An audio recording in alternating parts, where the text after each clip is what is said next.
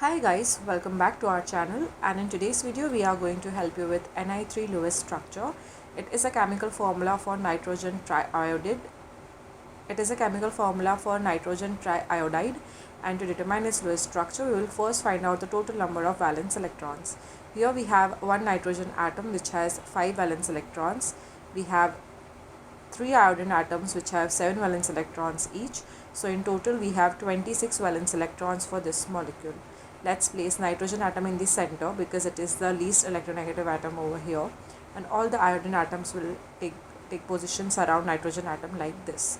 Now to show a bond we are going to place a pair of electrons between nitrogen and iodine atoms, and doing that we will be using up 6 out of 26 valence electrons.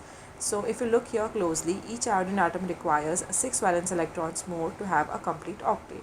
So we will use 6 valence electrons around each iodine atom to help them have a complete octet. So let's place 6 valence electrons around this iodine atom, 6 for this one and the remaining 6 for this one. Now doing that we will be using up 18 out of 20 valence electrons, and the remaining 2 valence electrons will be placed on the nitrogen atom so that even the nitrogen atom can have a complete octet. And now this is it. This is the Lewis structure for Ni3, in which nitrogen atom forms single bonds with 3 iodine atoms.